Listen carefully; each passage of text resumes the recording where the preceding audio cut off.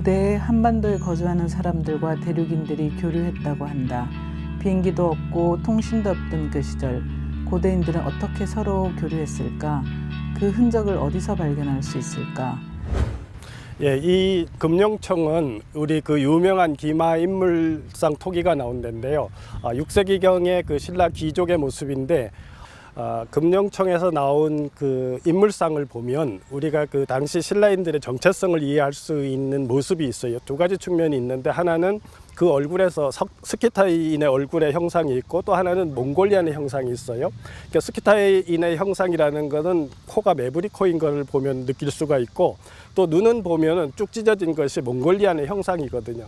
그런데 그 인물상을 보면 코에서 보면 45도 각도로 해서 이 이마가 뒤로 이렇게 밀린 걸 볼 수 있어요.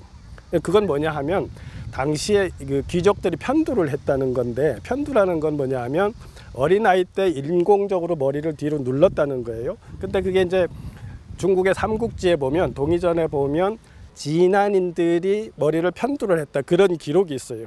그러니까 그 모습에서 진안인들의 모습을 볼 수 있는 거죠.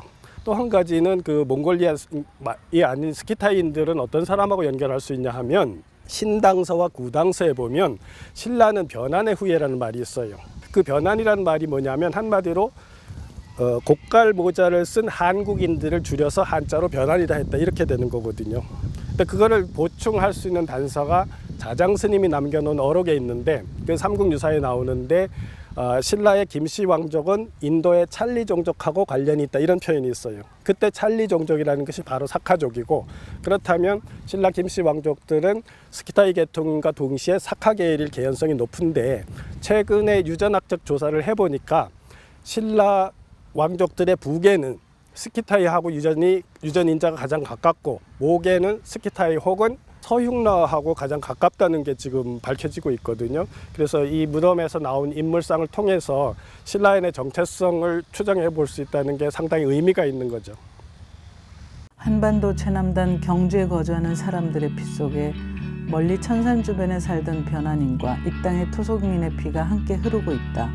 대륙의 사람들과 한반도 남단 경주인들이 지금 이 땅의 국민으로 함께 부대끼며 살아가고 있는 것이다.